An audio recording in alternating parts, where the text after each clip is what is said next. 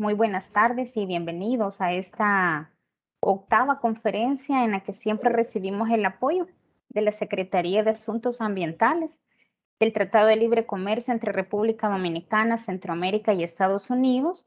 Este día, como ustedes saben, tenemos la participación siempre del doctor Mario René Mancía Varías, quien pues nos ha venido acompañando a lo largo de las distintas videoconferencias que hemos brindado. También nos ha acompañado Marco Tulio Porras y en la próxima nos va a acompañar también siempre personal de la Secretaría.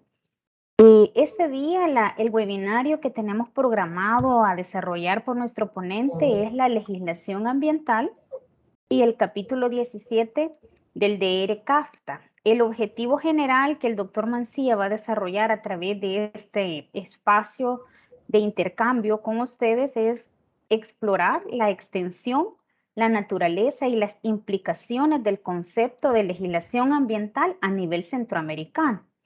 Así que sin mayor, pues ya preámbulo, los dejo siempre con nuestro ponente, el doctor Mario Mancilla, y siempre recordarles que hay un espacio de preguntas y respuestas para que ustedes puedan intercambiar con el doctor René y recordarles que son al final del ciclo de videoconferencias que hemos desarrollado como escuela de capacitación con la Secretaría, pero necesitamos una constancia, ¿verdad?, de una participación ininterrumpida en estos webinarios y para ello se van a ocupar los listados de acuerdo al registro que se les pasa en el link por aula virtual. Así que recordarles siempre que deben de anotarse en el respectivo link que les comparte el ingeniero Roberto a través del chat. Así que, doctor, bienvenido y siempre nuestro agradecimiento por todo el apoyo brindado a partir de febrero de este año y pues es suyo el espacio.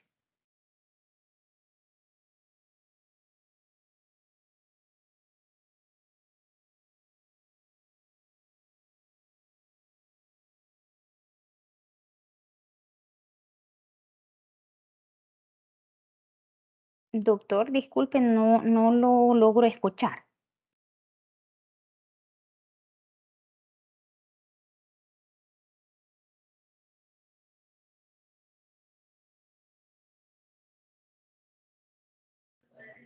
No.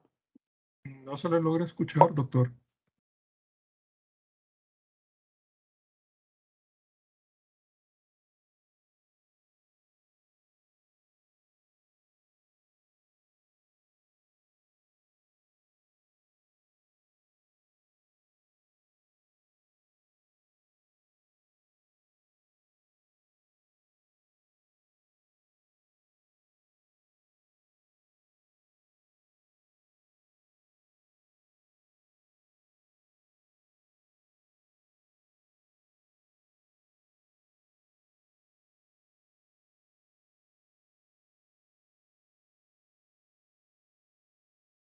Gracias, Gloria, por su comentario. Eso estamos solventando con el ponente ahorita.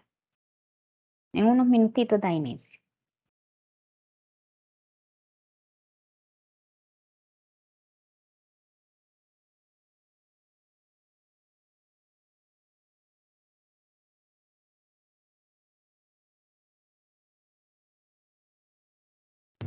Hola, hola, hola.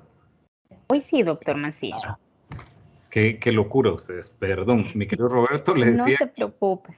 que si es tan amable ya había encontrado la forma de compartir la pantalla. Entonces, si me permitiera, no sé si se Ok. mira. ¿Sí se mira ahí? Sí, sí se ve ahorita. Entonces Fantástico. usted la va Ajá, a sí, sí, compartir. sí. Perfecto.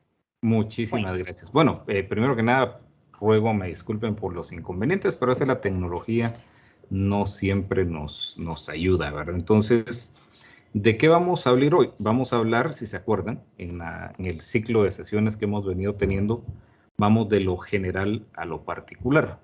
Y en las últimas sesiones ya nos hemos ido acercando un poco más a la idea de qué es la implicación del derecho ambiental a través de los derechos humanos, de los acuerdos multilaterales ambientales, etcétera, en los sistemas normativos nacionales.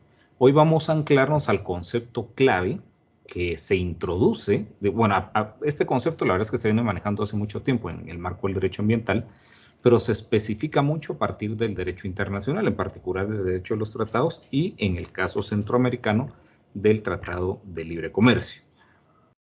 Este es el famoso concepto de legislación ambiental. Ya como la licenciada Carla les mencionaba, el objetivo es básicamente explorar con ustedes, les voy a enseñar el compendio de legislación ambiental de El Salvador, que son casi 1000 páginas, entonces es casi imposible abordar toda la complejidad que esto tiene.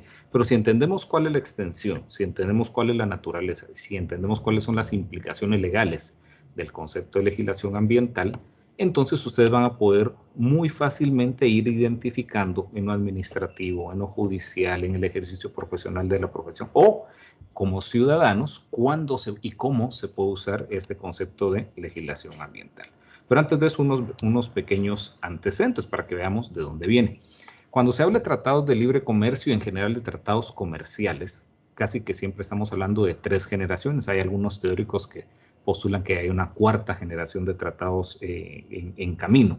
En la primera generación de tratados, lo que sucedía es que básicamente los contenidos negociados por los países partes se referían o se limitaban casi exclusivamente a la remoción de barreras arancelarias y no arancelarias. Arancelarias, ya sabemos, todos los impuestos de importación, y no arancelarias, cuestiones como certificados de origen, cuestiones fitosanitarias, etcétera, etcétera. Es decir, estos elementos impedían un libre flujo de los bienes y productos que los diferentes países producen. Entonces los tratados buscaban fundamentalmente eliminar esos elementos. No había entonces un conjunto de reglas mínimas que permitiera evaluar la conducta de los países, la conducta en sentido legal, como una precondición para participar en el juego comercial internacional. Es decir, se veía el espacio comercial internacional, pero qué sucediera por debajo del espacio comercial internacional no les interesaba demasiado a los países en estos primeros tratados. Por cierto, aquí estamos hablando más o menos de los 70s, 80s. Esto llevó a que durante esos periodos se empezaran a producir ciertas formas de competencia desleal, como el dumping o el dumping ambiental, y a que se generara un conjunto de consecuencias bastante nocivas con relación al ambiente y con relación a los trabajadores. Era muy fácil que en el ánimo de competir internacionalmente, rebajar los costos de producción de algo, pues entonces simple y sencillamente se fuera irresponsable con los temas ambientales y con los temas laborales. Ustedes pueden entrar, por ejemplo, a la página de la OMC o pueden entrar al CIADI, que es el panel arbitral del Banco Mundial, y pueden ver los diferentes arbitrajes que han habido a lo largo de la historia con relación a temas ambientales. Casi siempre se relacionan con esto, que en el fondo se competía de manera desleal porque algunas personas reducían costos, cortaban costos, pues trasladando basuras, afectando a los trabajadores y dejando que otras personas limpiaran lo que se ensuciaba.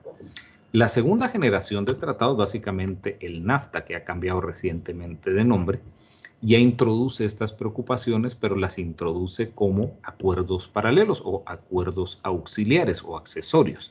Están los contenidos normales de un tratado de libre comercio y luego se firmaban convenios paralelos en los cuales se abordaban estos temas. La tercera generación de tratados, del cual el DER-CAFTA es un ejemplo, no es el único en las Américas, lo que hace es que deja o señala que estas preocupaciones ambientales y laborales ya no son secundarias, sino que son principales y son consustanciales al hecho de construir un mercado sano, un mercado más libre, un mercado más sostenible a nivel internacional. Y se van a introducir entonces como partes constituyentes de los tratados capítulos ambientales y capítulos laborales. Y la idea, obviamente, es generar un mercado más justo en términos de competencia, pero también reducir los impactos negativos, asegurar la sostenibilidad y las conductas leales en ese mercado. Cuando hablamos de impactos negativos, vamos a ver más adelante que se refiere no a impactos solamente sobre los grandes sistemas ambientales, sino también sobre los intereses humanos ambientales y, por supuesto, sobre las especies en particular. Por cierto, Jorge va a hablar con ustedes en la próxima sesión, ya puramente del engarce, del punto de encuentro, digamos, entre los tratados comerciales, el comercio y el ambiente. Muy bien, siendo así entonces, ¿qué es lo que se logra, que se introduce en el Tratado de Libre Comercio que pues compartimos 5 países de Centroamérica, República Dominicana y Estados Unidos? Un conjunto de obligaciones, pero hay una obligación principal de las partes. Por cierto, partes, siempre que vean aquí partes con P mayúscula, se refiere a cualquiera de los 7 países del tratado. Pero el tratado establece varios estándares, varios niveles de cumplimiento, si quisiéramos. El primero de ellos es el de crear un juego limpio, crear unas condiciones de transparencia en el cumplimiento de las obligaciones legales ambientales y legales en general, de tal manera que cada país esté en la capacidad de estar cumpliendo permanentemente con su legislación ambiental y con sus estándares ambientales, de una manera pronta, eficaz y de buena fe. Nótese que les puse por ahí estándares ambientales, porque es un concepto que se va a empezar a repetir y que no es normal, digamos, en nuestras escuelas de derecho. En nuestras escuelas de derecho hablamos de normas jurídicas. Y usualmente ya sabemos, pensando un poco en el ordenamiento jurídico a la Kelsen, de constitución, normas ordinarias, normas reglamentarias, normas individualizadas, etc. Aquí no, aquí estamos hablando de un concepto que inclusive va un poco más allá con esta idea de estándares ambientales. Pero hay un nuevo estándar también, y es que ese estándar establece que la soberanía se mantiene en el marco de las negociaciones de este tratado y de las obligaciones que se adquieren. Pero aquí, ¿qué significa soberanía? Significa que cada país, en este caso El Salvador, decide libremente sobre sus estándares ambientales. Y aquí en este concepto de estándares ambientales introducimos, entre otros, por cierto, hay que leerse todo el capítulo 17 porque tiene muchos más ejemplos que estos, leyes, reglamentos, instrumentos técnicos, etcétera. Entonces, ya no solo son lo que normalmente los abogados entendemos como normas jurídicas, sino un poco más allá. Hay algunos instrumentos que tienen efectos normativos, pero que no necesariamente son normas jurídicas.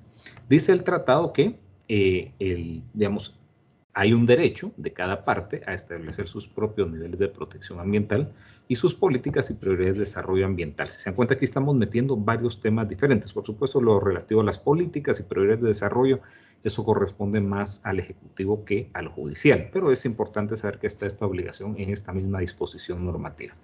Así como adoptar, modificar y consecuentemente hacer algún tipo de ajuste en leyes y políticas ambientales. Pero ojo que esta primera parte en negro está condicionada a la segunda parte de este nivel de protección, de este compromiso, digamos, mínimo que los estados adquieren. ¿Cuál es ese compromiso mínimo? Que cada país garantiza que sus leyes y políticas van a proporcionar y van a estimular altos niveles de protección ambiental y deberán esforzarse en mejorar esas leyes y políticas. Ya en la penúltima charla vamos a ver un poco el principio de no regresión en materia ambiental, pero ya si se dan cuenta empieza a estar fincado en estos compromisos previos. El compromiso es siempre a seguir mejorando los estándares ambientales. ¿Cuándo? Pues cada país lo va decidiendo, pero no se pueden reducir. Siempre hay que mejorar estos estándares ambientales. Entonces, esta idea de legislación ambiental nos lleva a la pregunta, ¿hasta dónde llega? ¿Verdad? ¿Qué es lo que entra en este concepto de legislación ambiental que no entra dentro de este concepto de legislación ambiental y qué implicaciones tiene para los jueces, para el personal judicial, para los litigantes, para los ciudadanos, para las personas que buscan justicia administrativa, etcétera? Primero veamos la parte estructural, que por cierto es una obligación también principal dentro del tratado. Dice el artículo 17.2.1a que una parte, es decir, un país, no dejará de aplicar, efectivamente su legislación ambiental a través de un curso de acción o inacción, sostenido o recurrente. Les he resaltado en colores diferentes estos conceptos porque este pequeño párrafo, esta pequeña norma, contiene 4 supuestos diferentes, 4 hipótesis diferentes.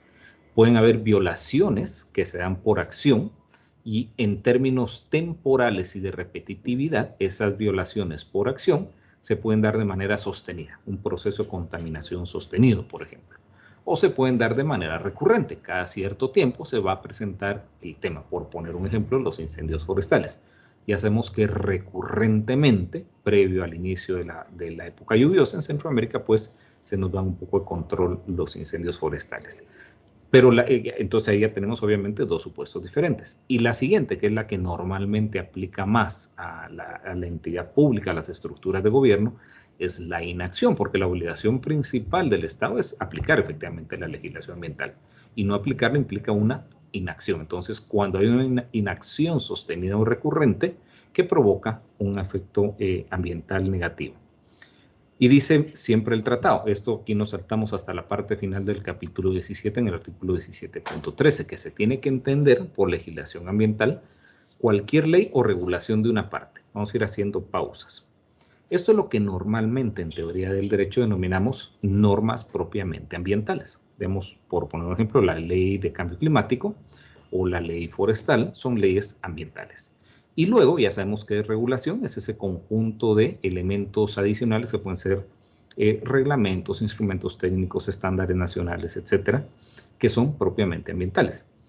En el siguiente supuesto, o disposiciones de las mismas, no necesariamente vamos a encontrar que una norma es propiamente ambiental, que el cuerpo normativo, para ser más preciso, es propiamente ambiental, pero puede contener dentro de su articulado elementos que tienen implicación ambiental.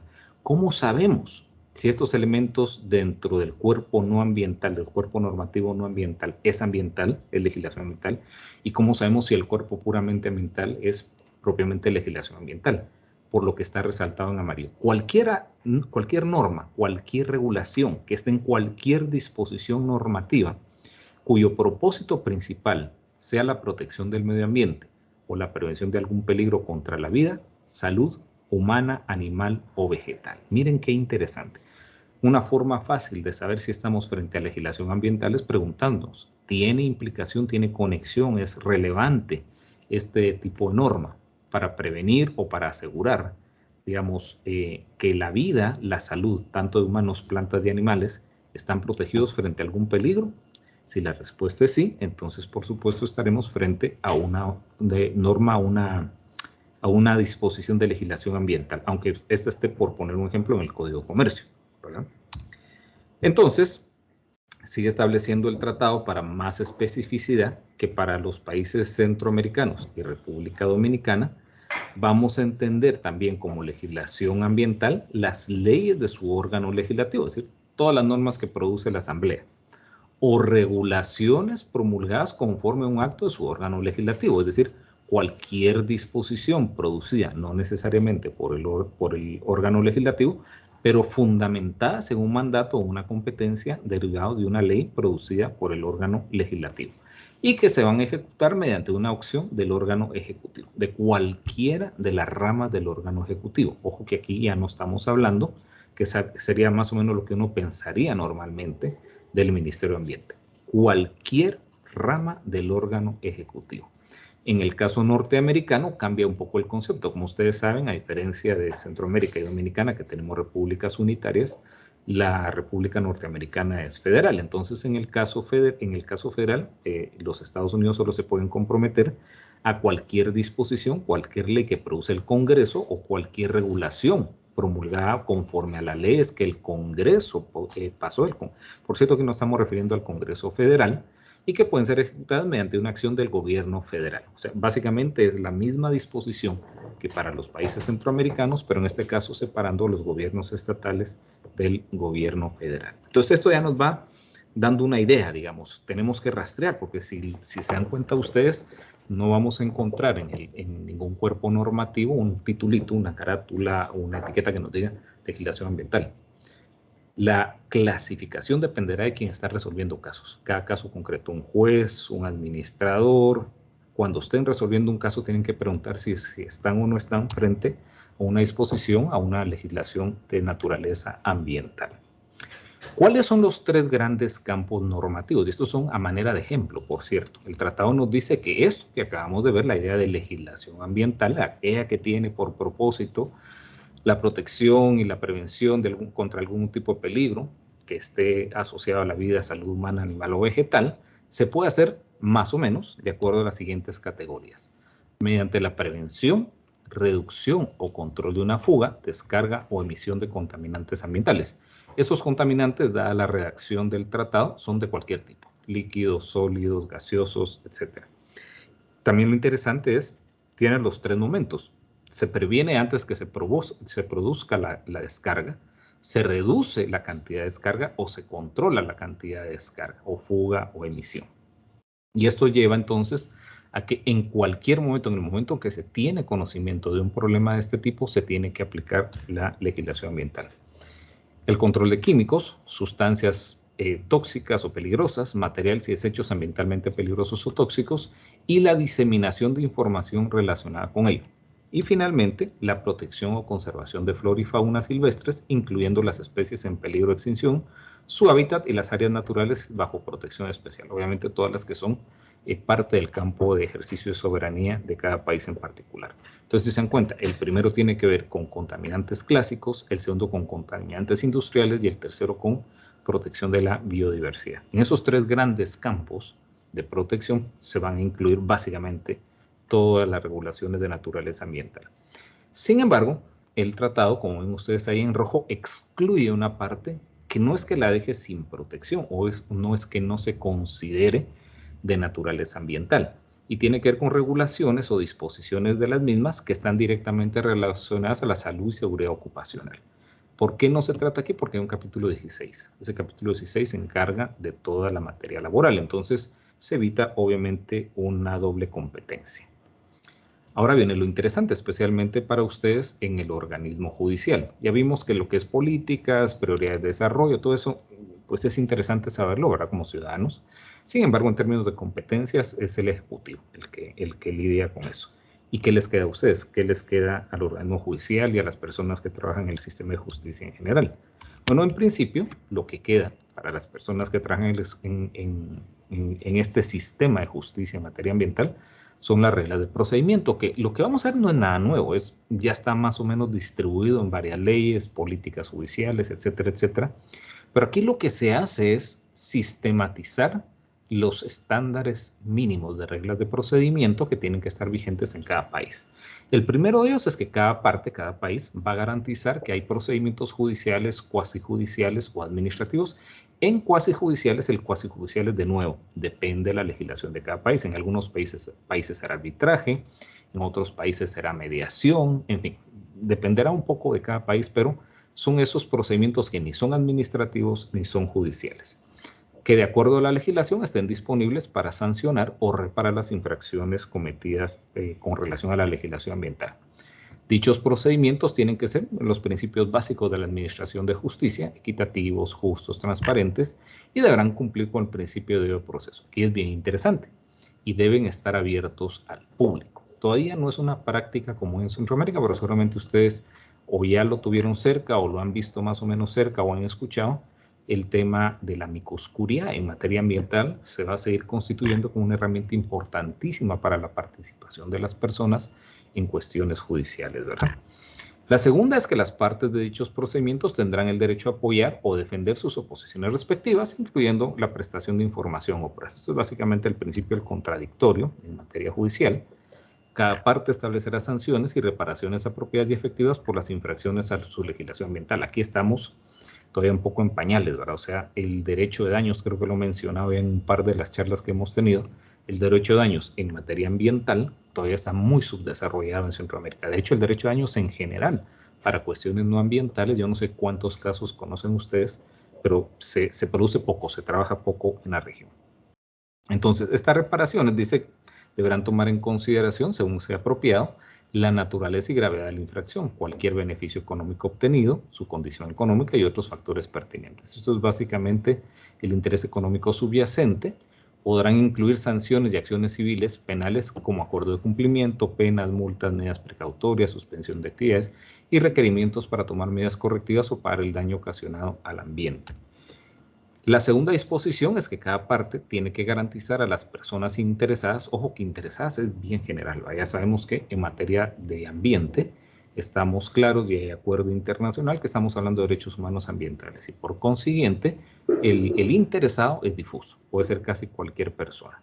Entonces los interesados puedan solicitar a las autoridades competentes de la parte que investiguen supuestas infracciones a su legislación ambiental. Ese es el derecho a la denuncia. Cómo creamos o identificamos o gestionamos los diferentes mecanismos de denuncia en lo administrativo, en lo penal, en lo civil, etcétera, etcétera. Se tienen que tener estos mecanismos para que el ciudadano participe.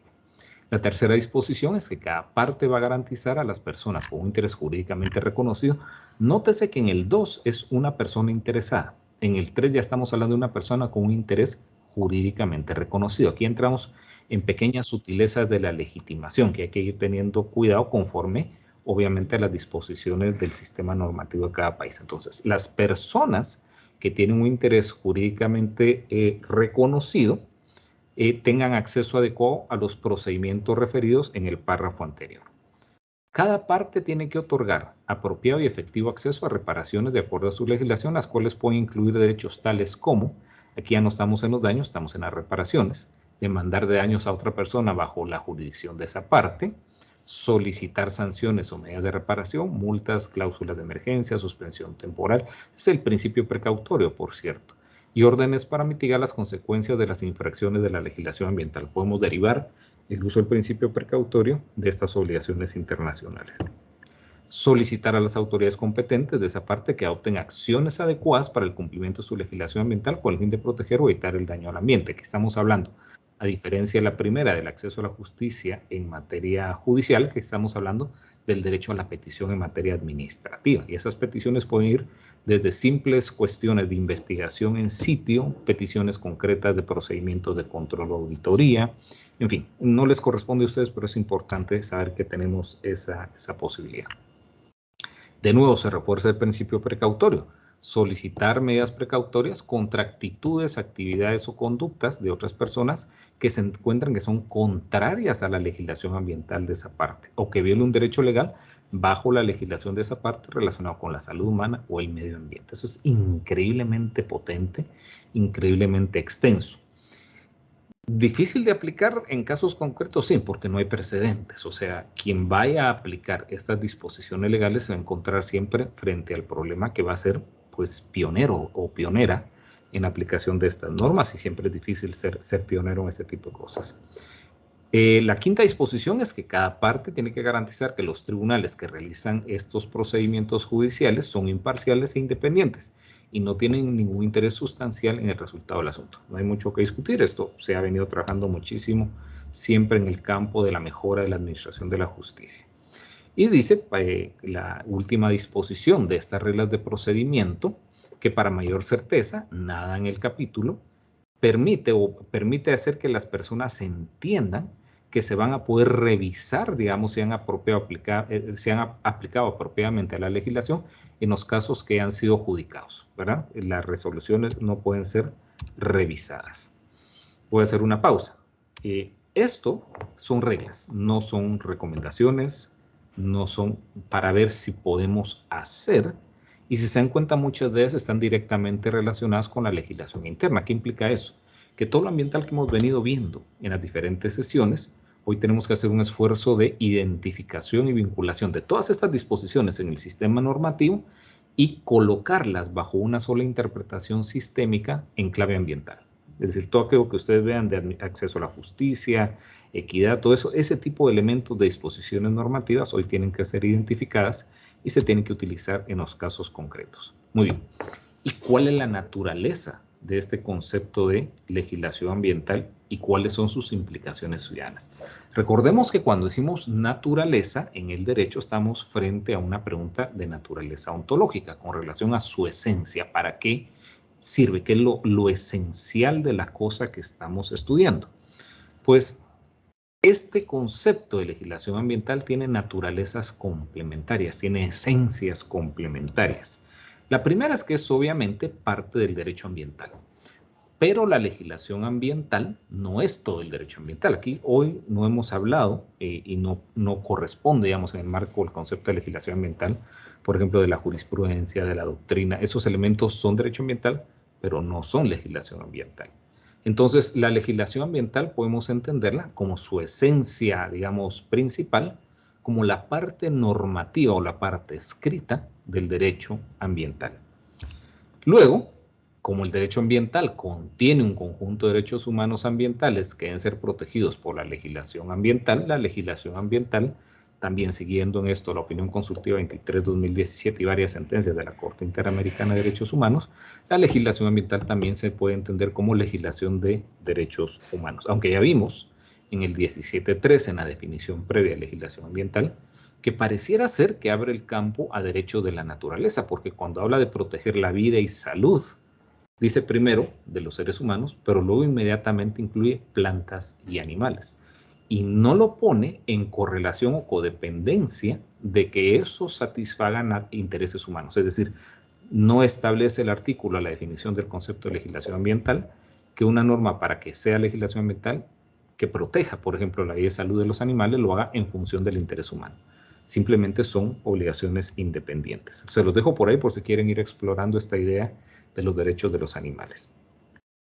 Luego, obviamente, cuando hablamos de legislación ambiental, si las dos primeras naturalezas son correctas, podemos entender entonces que la idea de legislación ambiental representa el marco más general de protección de la vida y salud de las personas, plantas y animales en cada país. ¿Qué implicación tiene eso?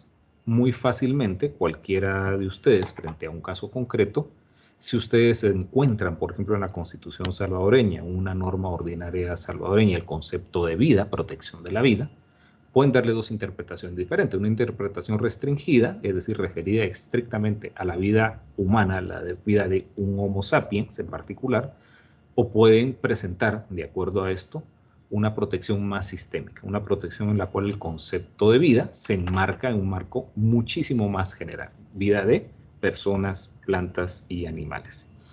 Todo el resto del derecho, y eso ya lo han reconocido los diferentes tribunales internacionales, el resto de derechos, políticas, etcétera, etcétera, al final del día dependen de que en cada país en particular las condiciones ambientales esenciales para la vida, volvemos al concepto de vida, se mantienen.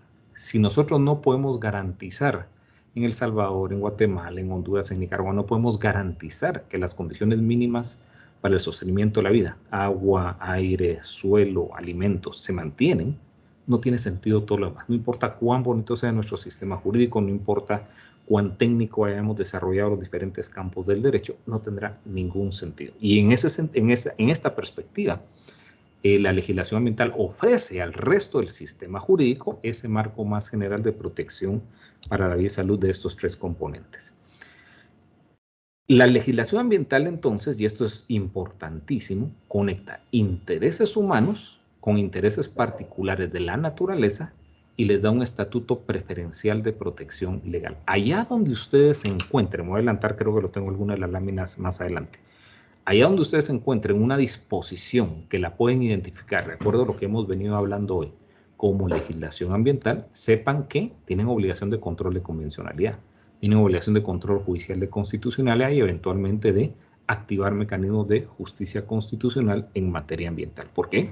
Porque tienen un estatuto de protección especial, un estatuto de protección preferencial. Entonces, todas las conductas humanas, obviamente, relacionadas con el ambiente, deben ser tanto reguladas, por un lado, por la legislación ambiental, y deben ser también puestas en estricto control de ese control de constitucionalidad y de convencionalidad en materia ambiental. Esto es un trabajo, de nuevo, lo mismo que la idea de ir aplicando aquellas reglas de procedimiento a los casos concretos, ir aplicando toda esta doctrina legal a casos nuevos siempre va a ser retador, pero bueno, la base legal la tenemos.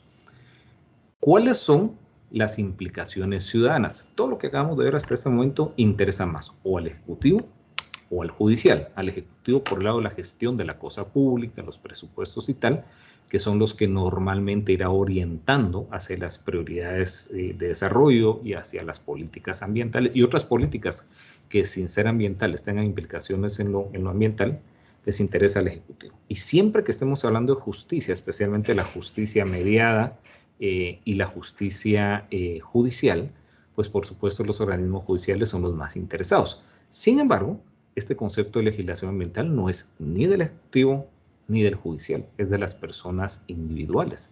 Porque un poco como se dice cuando estudiamos derecho administrativo, esta es una parte del derecho que se pone a disposición de los ciudadanos para su uso y su participación en la cosa pública ambiental. Entonces, ¿qué implicaciones ciudadanas tiene? Primero, es que está esta legislación al servicio de la naturaleza y de las personas. Cuando decimos personas aquí, por cierto, nos estamos refiriendo a las personas humanas, ¿verdad? Las personas colectivas no son parte de este marco, de este entramado. Para los funcionarios, lo que genera es una obligación de propiciar y asegurar el cumplimiento de la legislación ambiental, tal como vimos, una obligación principal, que una parte no dejará de cumplir efectivamente su legislación ambiental por un curso de acción o inacción sostenido o recurrente. Esa es la obligación fundamental con relación y de frente a los ciudadanos. Los ciudadanos entonces tienen un conjunto de derechos. Por ahí, dependiendo la legislación, en algunas legislaciones no son solo derechos, sino también son obligaciones. Una es acceder a la información pública en materia ambiental. Más allá de si El Salvador no es o no parte del Acuerdo de Escazú, que como vimos en la sesión pasada, no es parte del Acuerdo de Escazú. Acceder a la participación en materia ambiental, y por ahí hay toda una discusión legal teórica sobre las condiciones de la participación, y se habla de participación con información previa suficiente para ofrecer unos consentimientos informados, cosas por el estilo. Acceder a la justicia ambiental, y aquí cuando hablamos de justicia ambiental uno tiende a pensar siempre en el organismo judicial, y sin embargo el organismo judicial deberá ser la última etapa de la justicia ambiental, debe empezar con la justicia medial, los grandes mecanismos de diálogo, de participación desde las organizaciones de base, de las comunidades, cuando se presentan conflictos socioambientales. Cuando eso no es posible, se pasa al nivel administrativo. Cuando no es posible solucionar el nivel administrativo, entonces se pasa al nivel judicial y constitucional. Y podríamos añadir, por supuesto, también el nivel internacional. Entonces el ciudadano tiene como mínimo, digamos, estos derechos, diagonal obligaciones, con relación a la legislación ambiental. Los ciudadanos tienen derecho a participar y acceder a la información de cualquier proceso que comprometa el ambiente de acuerdo con la legislación de cada país. Y ojo, que cuando decimos la legislación a veces tenemos que hacer interpretaciones sistémicas, no solo tomar una pequeña parte de la legislación relacionada con la participación pública, sino esa pequeña parte de la legislación relacionada con la participación pública tiene que ser interpretada en el marco más general de la legislación ambiental. Por lo menos para los temas ambientales es un poco diferente para otros temas. Hacer solicitudes y trámites en materia ambiental, el famoso derecho de petición en materia administrativa ambiental, por ejemplo. Participar en el uso de recursos y remedios legales, cuando la persona puede mostrar un interés legítimo, individual, colectivo o difuso, dependiendo las aceptaciones de la legislación. Denunciar, por supuesto, tenemos unas sociedades con muy poca práctica, muy poca cultura de denuncia. Acceder a la justicia constitucional. No sé si nos va a dar tiempo en este diplomado de hablar de justicia constitucional, el amparo ambiental y todo esto, pero digamos, hay ya antecedentes en la mayoría de nuestros países y por supuesto en la jurisprudencia internacional. Acceder a la justicia internacional, hay varios mecanismos, la Comisión Interamericana de Derechos Humanos, la Corte Interamericana de Derechos Humanos, el Tribunal del Mar, tribunales arbitrales ambientales, en fin, hay muchos mecanismos en los cuales se podría participar, el ciudadano pudiera participar en justicia internacional. La justicia ordinaria, civil, administrativa, etcétera, la justicia administrativa y finalmente la justicia mediada. Y por supuesto, tienen derecho a utilizar el mecanismo de comunicaciones ambientales del CAFTA-R, que nosotros se los voy a presentar muy gráficamente y sencillo antes que terminemos la sesión de hoy. Ahora, en concreto, dicho eso, este es el marco legal, pero no deja de ser un poco teórico. ¿Cómo veo yo la legislación ambiental de El Salvador? O sea, si me piden en principio, señálenme algunas normas que pueden ser calificadas como legislación ambiental. Pues bueno, hay un compendio del año 2010, obviamente ya está bastante desactualizado, 12 años de desactualización, pero nos ofrece una clasificación muy interesante y una sistematización de normas ambientales. Y nos habla en principio de normativa ambiental general, las famosas normas propiamente ambientales, ¿verdad? Ya les voy a enseñar algunos ejemplos. La normativa ambiental sectorial que tiene normas relativas al agua y el suelo, o legislación relativa al agua y el suelo, normativa relacionada con el aire, normativa relacionada con la biota, diagonal áreas protegidas, diagonal ecosistemas, materiales peligrosos, sustancias, residuos y desechos, sanidad agropecuaria, minas, energía e hidrocarburos, recursos culturales, salud y seguridad ocupacional. Ya sabemos que este 8, en el caso del concepto de legislación ambiental bajo CAFTA, está asignado a competencia laboral en el tratado, pero eso no quiere decir que no sea legislación ambiental. Salud general. Y adicionalmente encontramos otros campos, otras clasificaciones. La legislación con incidencia ambiental. Ustedes pueden encontrar y pueden hacer lecturas en plano ambiental o en clave ambiental del Código Civil, del Código Penal, del Código de Comercio, etcétera. Pueden meter varias leyes y disposiciones que no son propiamente ambientales, que no son sectorialmente ambientales y que no son ambientales en sentido general. Y por supuesto tenemos los acuerdos multilaterales ambientales, que ya vimos la charla sobre los acuerdos multilaterales, y otros tratados que no son acuerdos multilaterales ambientales, pero que tienen incidencia ambiental. Pues ya vimos el DR CAFTA lo tiene, pero hay otros, por ejemplo el CITES, ¿verdad? CITES, por ahí me faltó una S. CITES es obviamente un tratado de comercio, no es un tratado ambiental y sin embargo su materia es totalmente ambiental. Muy bien. voy a regresar, permítanme, a enseñarles muy rápidamente la tabla de contenidos del manual de la compilación, perdón, de legislación ambiental del Salvador. Denme un segundo en lo que logro hacer la proyección acá.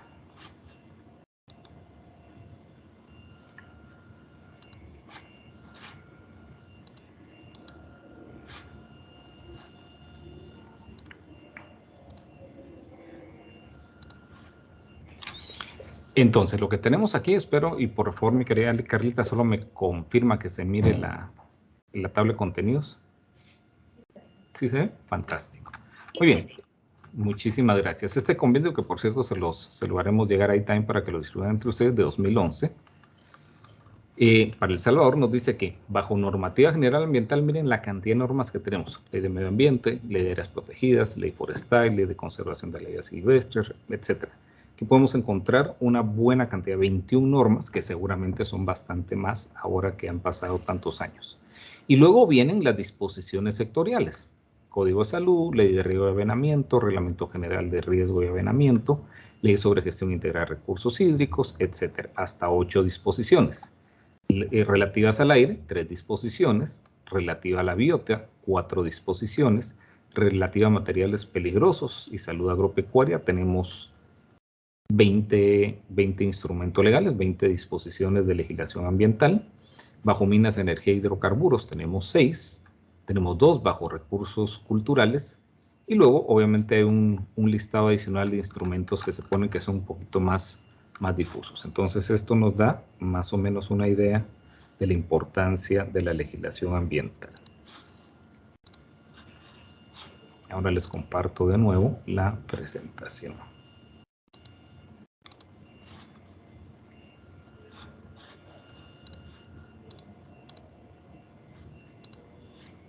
Muy bien. Entonces, si se dan cuenta, ahorita ya le podemos poner nombre a este concepto de legislación ambiental. Tengan presente nada más que está desactualizado y que, pues, obviamente hay que hacer un esfuerzo por incorporar algunos elementos adicionales. Esto ya lo vimos. Y cuando hablamos del mecanismo de comunicaciones ambientales, que es el que nosotros manejamos, es un instrumento que se está poniendo en moda junto con los temas de justicia mediada, de los métodos alternativos de resolución de conflictos para conflictos socioambientales. ¿Qué significa eso? Que estamos frente a un tercer conjunto de mecanismos de aplicación de la legislación ambiental.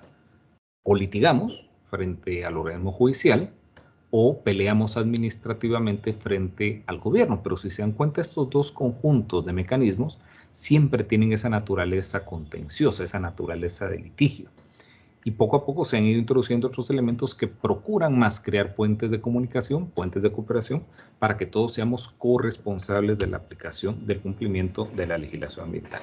En este sentido, el mecanismo de comunicaciones ambientales es un mecanismo de participación, no es un mecanismo judicial o cuasi judicial.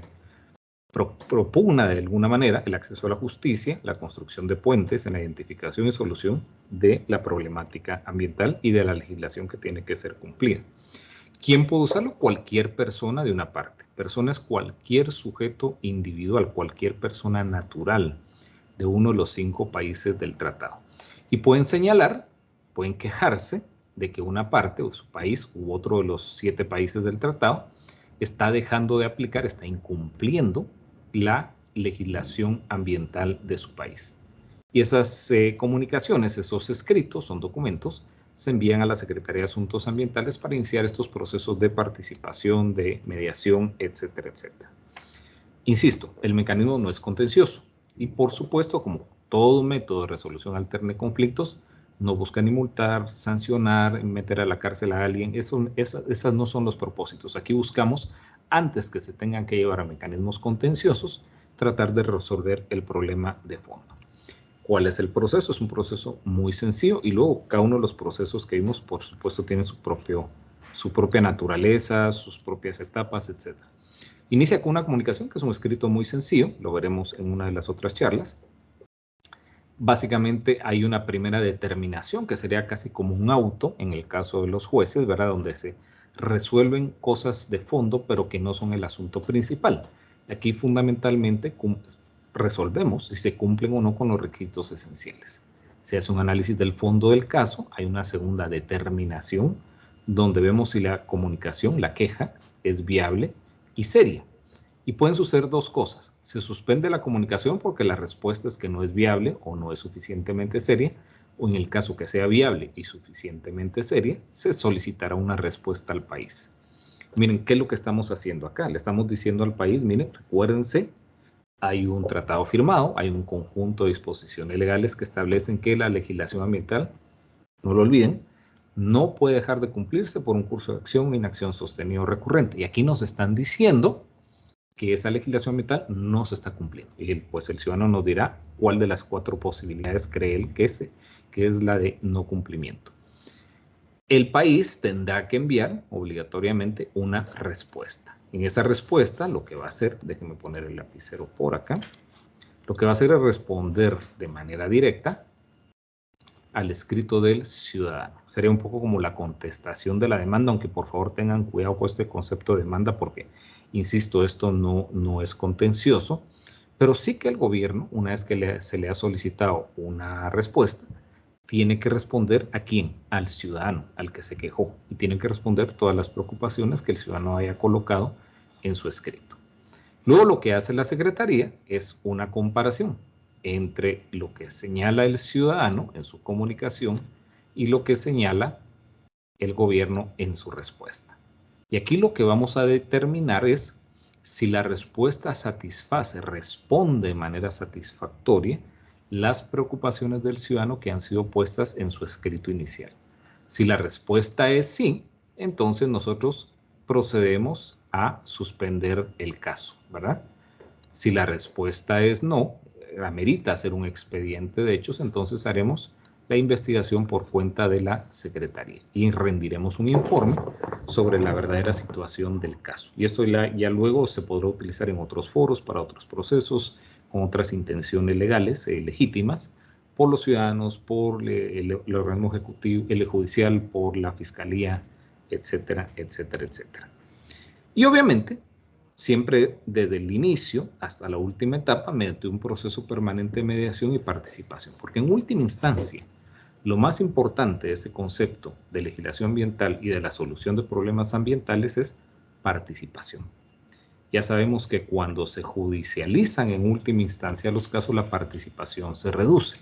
Y se reduce a los espacios que el proceso particular contiene, ¿verdad? Las famosas adjudicaciones de acción para las partes dentro de un proceso judicial. Y con eso, pues, por supuesto, terminamos la microcharla de hoy, que cabal nos dio el tiempo, y con informarles que hablamos de comercio internacional y su relación con el medio ambiente en la próxima charla con Jorge Guzmán. Y entonces abrimos el espacio para preguntas y respuestas, y con eso vamos cumpliendo con nuestros horarios, ¿no, mi querida Carla? Perfecto, doctor Mancía, muchas gracias por todos los conocimientos y toda la retroalimentación que nos ha hecho al grupo, ¿verdad? Y como les mencionaba el doctor Mancía, pues este momento es para que ustedes pudieran plantear algún comentario, alguna solicitud de ampliación de lo que el doctor Mario nos ha ilustrado en estos minutos, ¿verdad? En esta hora de esta videoconferencia. Y también recordarles, si todavía faltan por ahí, que se anoten su asistencia en el respectivo, no en el chat, sino que en el respectivo formulario que remite Aula Virtual a través del ingeniero Morales, pedirles que por favor nos dejen ahí registrados sus datos, porque es el control que con la Secretaría de Asuntos Ambientales pues estamos llevando para efectos de su diploma de participación. Y finalmente solo añadir, ¿verdad? Al comentario que usted nos dejaba por ahí ya el nuevo webinario que vamos a estar desarrollando en el mes de octubre, ¿verdad? Y yo dejarles por acá la fecha, nada más que la tenemos programada para el 25 de octubre, ya sería nuestro 9º webinario, ¿verdad? Ahí nos va a estar acompañando también, ¿verdad? Doctor Mancía, nos va a acompañar el máster Jorge Mauricio Guzmán Valdés, que también es personal de la Secretaría de Asuntos Ambientales. y nos va a estar pues compartiendo también esta temática para ir complementando, porque ya casi que vamos cerrando este ciclo que hemos venido desarrollando desde el mes de febrero, en espera que sea de utilidad los conocimientos a toda nuestra comunidad jurídica que se inscribió, ¿verdad? Pero incentivarles a que sigan participando, ya que se inscribieron, como hace poco estábamos reunidos con el doctor Mancilla y bueno, se inscribieron varios, pero la participación ininterrumpida ha costado un poquito, pero efectivamente es un espacio para que ustedes lo aprovechen. Así que si quieren hacerle algún comentario o de igual manera, doctor, si ustedes quieren compartir algún otro punto o podemos, pues, claro, en sí, caso de... Si me permite la indiscreción, mientras se animan, ¿verdad? Como Sí. muchos son los llamados y pocos los elegidos, es mejor que tengamos nuestro grupo pequeño así bien potente. Estamos en conversaciones ya con la Escuela Judicial, estuvimos la semana pasada en El Salvador, para comenzar las actividades presenciales en El Salvador. Entonces, todavía no les puedo dar muchos detalles porque estamos recién entrando a la etapa de diseño, pero sí vamos a tener en lo que queda del año, más el primer trimestre del año entrante, y a una serie de actividades presenciales. Así es que por favor estén atentos ahí a las noticias de la escuela, que será obviamente el mecanismo oficial para informar sobre los acuerdos a los que lleguemos. Perfecto, así es, doctor. Así que se estén pendientes, ¿verdad? Y bueno, reiterarles que si tienen alguna intervención a las personas que nos acompañan, o si pues podríamos ir dando, en caso de que no hay comentarios o experiencias. Bueno, acá tenemos una, doctor, no sé si usted la visualiza, de parte de la licenciada Gabriela Meléndez. Vamos a ver, efectos asistencia, Gabriela Meléndez. Una consulta acerca de la existencia de una segunda instancia en los casos medioambientales. En caso de existir una segunda instancia, ¿cómo es el proceso? Mire, mi querida Lita, no me atrevo, me siento orgulloso de decir que conozco bastante la legislación de El Salvador, pero no me atrevería a dar una opinión, digamos, con autoridad sobre este tema. Supongo yo que se refiere a la parte administrativa. Permítame dar una respuesta, ojalá que le esté comprendiendo su pregunta. Una respuesta más bien teórica. Tenemos en Centroamérica dos grandes sistemas de justicia administrativa. Justicia administrativa en sede judicial, es decir, desde los recursos iniciales hasta las salas de lo contencioso administrativo son judiciales. Y luego tenemos justicia administrativa que está dividida, digamos, la primera parte, lo que pudiéramos llamar una primera instancia, sea en sede administrativa, en los mismos ministerios, municipalidades, etcétera, etcétera, y ya solo la segunda instancia sea en el seno del organismo judicial, en las salas de lo constitucional. Por lo de su pregunta de segunda instancia, supongo yo que por ahí va su inquietud. Entonces dependerá un poco de el sistema. Sería la primera parte de la respuesta. La segunda parte de la respuesta es un poquito más compleja. Depende del campo ambiental que estemos hablando. Les pongo un ejemplo. El derecho penal ambiental sigue la misma lógica del derecho penal general. Lo que pasa es que, por supuesto, la teoría del delito cambia, la teoría de la causalidad cambia, las formas de documentar el delito y hacer el aseguramiento, digamos, de la cadena probatoria, pues también son diferentes. Pero en general serían los mismos. Si los procesos penales tienen doble instancia, el penal ambiental tendrá doble instancia. Si fuera un caso de daños ambientales que se va a llevar en sede civil, pues seguirá los mismos. En el caso de Guatemala son procesos ordinarios, los de daños y perjuicios son los más largos.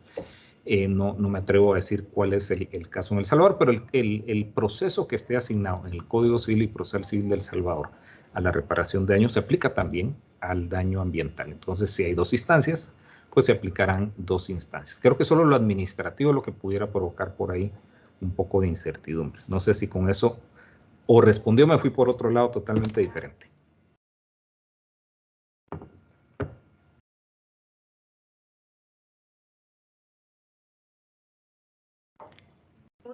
Por acá también tenemos otra consultita, doctor. Quiero ver. No, era la efectivamente de Gabriela.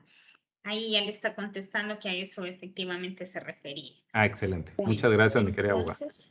Si hay alguna otra pregunta o otro punto que quisieran exponerle al doctor Mancilla, porque ya estamos sobre el tiempo, ¿verdad? Y si no hay, pues darles las gracias por acompañarnos y dejarles nuevamente la invitación y que en la agenda, ¿verdad? Dejen reservada la fecha de lo que hemos mencionado con el doctor para el próximo webinario programado para el mes de octubre. Así es, y estén atentos y participando, por favor, que pronto ya nos tenemos el placer de vernos en persona. Perfecto, doctor. Bueno, de parte de la Escuela de Capacitación Judicial, de parte del Pleno, del Consejo Nacional de la Judicatura, reiterar nuestro agradecimiento al doctor Mancilla, a la Secretaría de Asuntos Ambientales de el CAFTA y también a todos ustedes que hacen que esta actividad se esté desarrollando de una manera exitosa, ¿verdad? Ya que es clave la participación activa e ininterrumpida de parte de todos ustedes. Comentarles que también el ingeniero Morales nos ha apoyado en compartirles la presentación. El doctor Mancilla nos ha ido compartiendo todas sus presentaciones, material, para que ustedes pues en esta hora se queden con la inquietud y puedan seguir investigando acerca de la temática que él deja brevemente punteada. Así que sin mayor ya atraso, ¿verdad? Conforme a sus agendas, darles las gracias y desearles pues, una feliz tarde e invitarlos a que no se pierdan pues nuestro próximo webinario y ya solo nos iría quedando el último. Así que muchas gracias, doctor Mancilla. A la orden. Gracias a todos ustedes. Un abrazo a todos. Que pasen un buen día. Un abrazo. Adiós, doctor.